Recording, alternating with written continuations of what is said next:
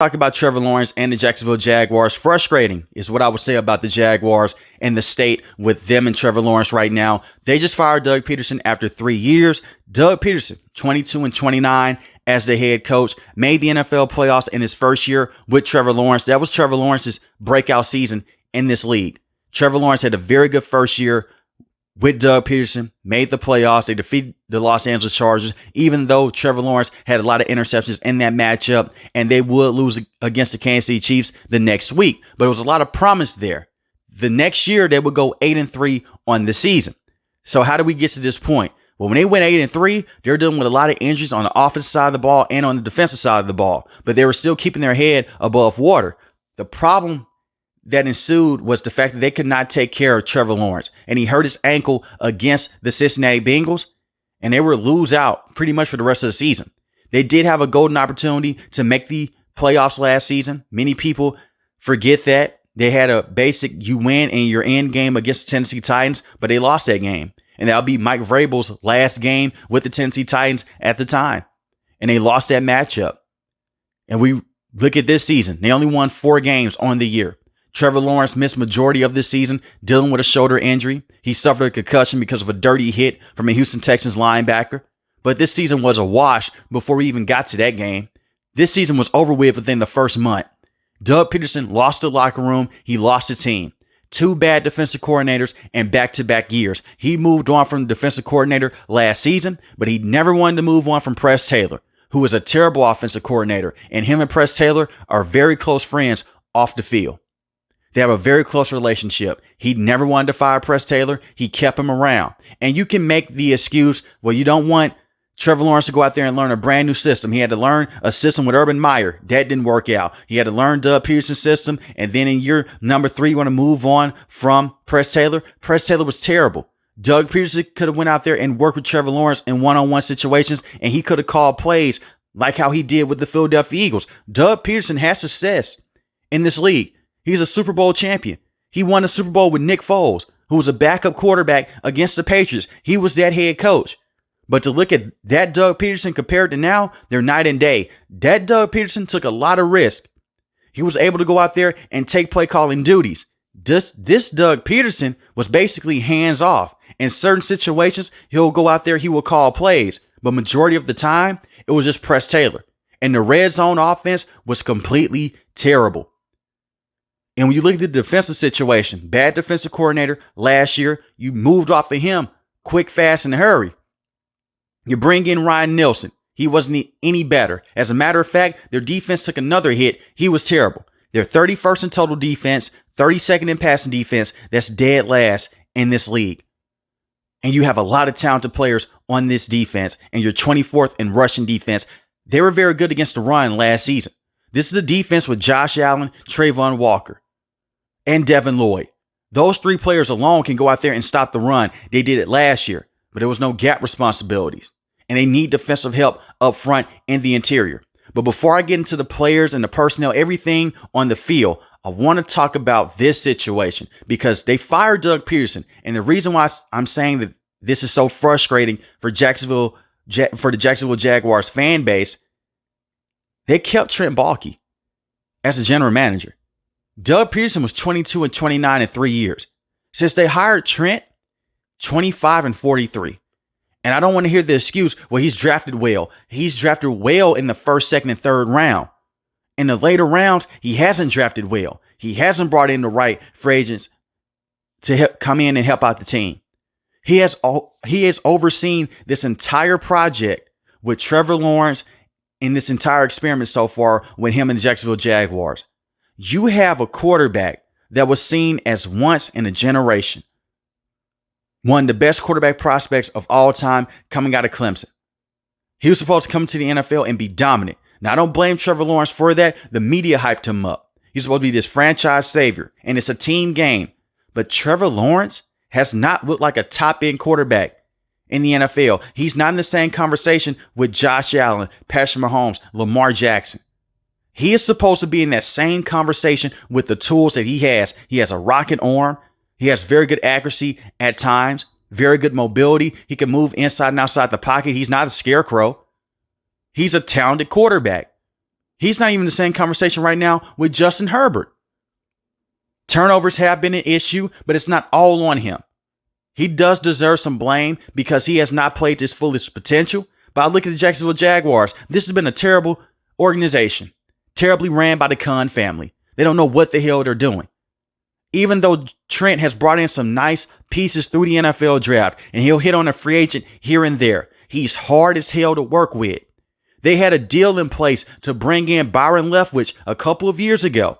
Byron Leftwich was willing to come in and be the Jaguars head coach. He had one request. Can you move off of Trent and bring someone else in? They told him no. They had one interview. The man left. Now, Byron Leftwich is no longer in this league. He was a former offensive coordinator for the Tampa Bay Buccaneers. And at the time, he was red hot. And that would have been a terrible situation because we found out he was not a good coach. And he may have never been a good head coach. We'll never know. But that is how unliked Trent is as a general manager position. This is not the first time coaches have done this. He was a general manager for the San Francisco 49ers. Everyone left right before.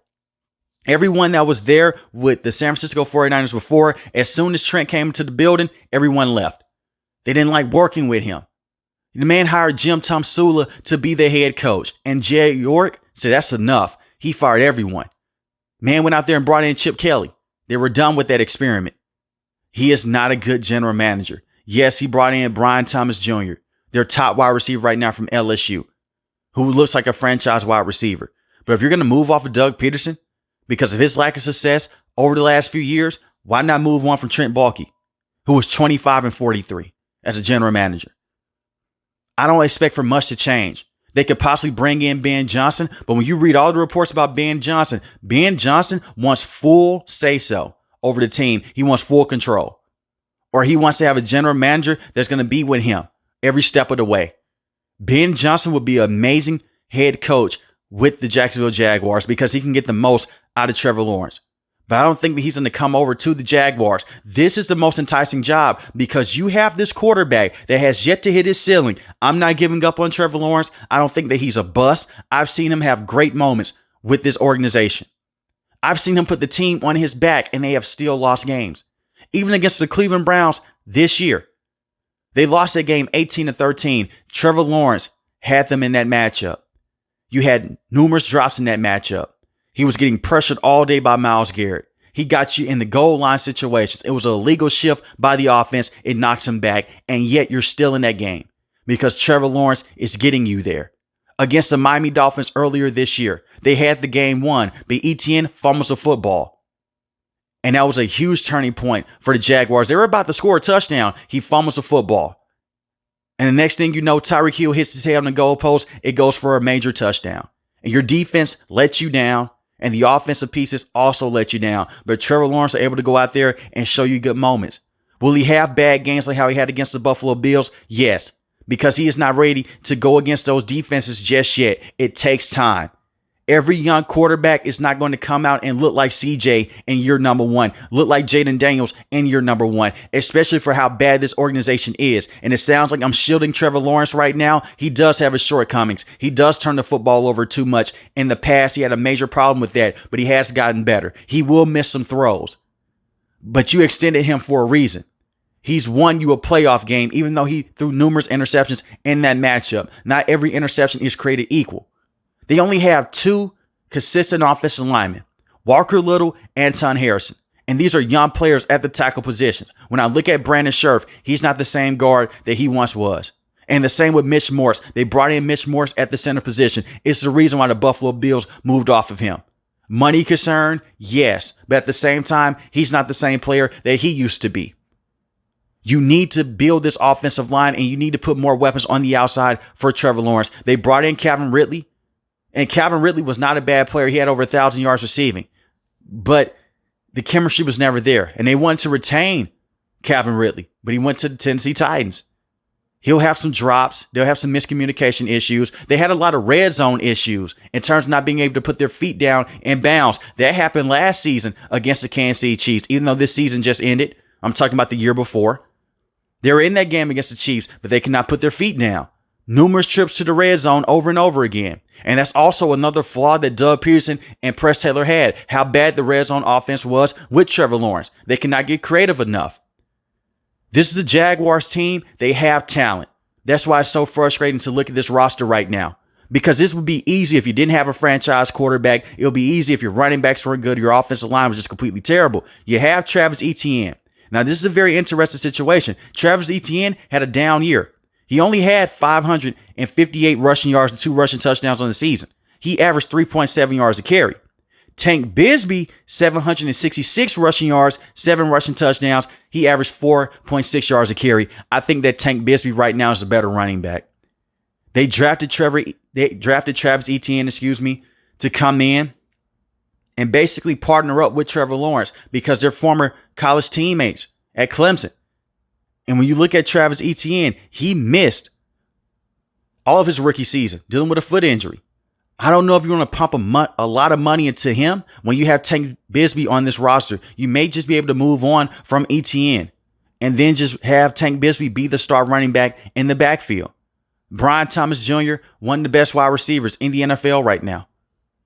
1,282 receiving yards, 10 receiving touchdowns. He averaged 14 yards a catch, almost 15 yards. Amazing deep threat, amazing underneath. He's a perfect wide receiver to have alongside Trevor Lawrence. And he did this with Trevor Lawrence and with Mac Jones. No disrespect to Mac Jones, but Mac Jones is just a solid backup at best. For him to go out there and have the numbers that he had and the productivity that he had in his rookie season, the future's bright for him. So you have him. Evan Ingram missed majority of this year dealing with an injury. He's a top receiving tight end when he's fully healthy. He was a disappointment with the New York Giants, but he came over to the Jacksonville Jaguars. He's been phenomenal. Now, when you look at a guy like Christian Kirk is an overpaid wide receiver. He's a number 2 at best. When he's fully healthy, he's good. But this is a man that missed majority of last season dealing with a core injury down the stretch. He got injured. When they needed him the most, he wasn't able to stay on the field. And he just missed majority of this season. He got injured a month ago. Injuries have always plagued him, even back with the Arizona Cardinals. He's not a bad wide receiver, but he's overpaid right now. And I believe that you can find another wide receiver, either through the draft or through free agency. But it may be time to move off of Christian Kirk. He just can't stay healthy. You have Parker Washington.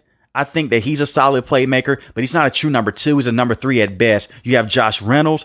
Josh Reynolds is solid, but he's a very good depth piece. So you're going to need to bring in another wide receiver. They brought in Gabe Davis. Gabe Davis got injured 2 months ago, and he hurt his knee. I'm not a big Gabe Davis fan. Gabe Davis is a solid number 2 wide receiver at best. He was good with the Buffalo Bills, but you saw his numbers increase when they brought in Stephon Diggs, and he has a lot of drops. He had major drops this season, especially against the Chicago Bears in the red zone. And he's getting paid a lot of money, yet another overpay by the general manager, Trent. This is why I want him going also. You're wasting valuable dollars to bring in the free agents that are not helping you out right now. And this is a small window that you have with Trevor Lawrence. Now, you just paid him a lot of money. That contract is going to start to kick in. But when you get into the middle point of that contract, you're not going to be able to do much with this roster. Go out there, bring in some more interior offensive line help. Bring in some more wide receiving help for Trevor Lawrence. This team is still a big piece away, especially with Trent being the general manager. When I look at this defense, they have defensive talent. I think that coaching can really help out with the talent because there's something there with this defense. I look at Tyson Campbell, has been able to stay healthy, and injuries have really hurt this team. But Tyson Campbell, very good cornerback, and he just gave him a 3-year extension. Tyson Campbell is a technically sound corner. He's a true number 1. He's not going to give up too many big plays on the back end. The problem is this kid's always dealing with injury. He's even playing with injuries. Now, I can't come on here and critique him about doing that. Even when the season is basically over with the team, he's going out there, he's giving you the best that he can.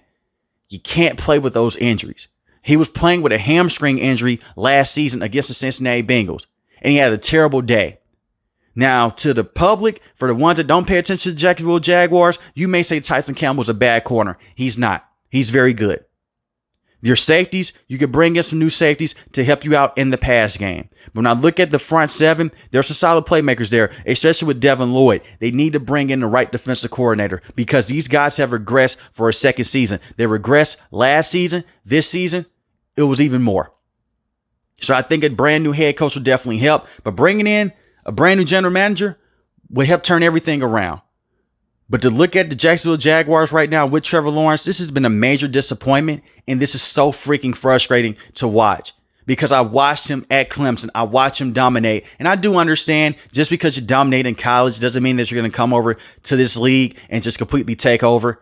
I fully understand that. But when you have a quarterback like Trevor Lawrence and you have the division that you have right now, you're in the division that you're in with the Houston Texans. The Houston Texans have been terrible over the last few years. Last season was their first good season in a very long time. Because we can really get into this conversation. When they trade Deshaun Watson, they're one of the worst franchises in this league. And yet the Jacksonville Jaguars can still not capitalize into year number 2 because you brought in a terrible head coach. And for the ones that want to use a Press Taylor argument, well, you didn't want to fire Press Taylor for Trevor Lawrence to learn another playbook yet again. He's going to learn yet another playbook because they're moving on to a brand new coaching staff. That's going to put him further behind the 8 ball, and the same with Brian Thomas Jr. Now, when it comes to wide receivers, it's easier for them to pick up the playbook than it is for the quarterback because the quarterback has to make audibles at the line of scrimmage, slide protection, know how to check a hot route, all of those things. So this offseason is going to be very pivotal for Trevor Lawrence, and I hope that he can have a full offseason. He doesn't have to go out there and rehab that shoulder injury that he suffered many, many months ago because we have to take that into effect. Most quarterbacks, they may deal with some injuries in the offseason, but if you're rehabbing, you're not going to be able to stay on the field with your team in OTAs and training camp. This is going to be one of the most important years for Trevor Lawrence and his career.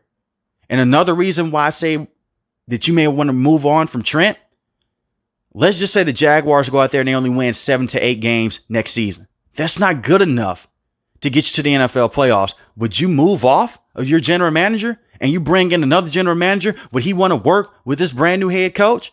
So this tells me that Trent may be here for the next 2 to 3 years because you basically extend his clock. Now, he could bring in a guy like Ben Johnson. If Ben Johnson wants to come in and work with Trent, that's the best case scenario. I will also look at Coach Liam Cohen, the offensive coordinator for the Tampa Bay Buccaneers. Very good offensive mind. Maybe they bring in someone from the Kyle Shanahan tree, but bring in someone that can work with Trevor Lawrence, and hopefully you bring in someone that can fix his defense. They can also talk to Aaron Glenn. He's a defensive coordinator with the Detroit Lions. The coaching job that he's doing right now is phenomenal with that organization. They're down half of their starters, and that defense is still the top defense this season. I hope nothing but the best for the Jaguars and their fan base because they deserve it. But it seems like the Khan family has no idea what they're doing. And I know a lot of people, they talk about Tony Khan. He's the son of the owner. He has nothing to do with this. This comes down from his dad. His dad has full say-so of this organization. That's why Tony is taking care of a different project right now. He's sidetracked with something different outside of football. But let me know in the comment section below how you guys feel about the Jacksonville Jaguars, and did they make the right decision by keeping Trent and firing Doug Pederson? If you're new to the channel, hit the subscribe button. If you like the video, hit the like button. Most importantly, want each and every last one of you guys stay safe, stay positive. Thanks for the video, guys. God bless. Peace.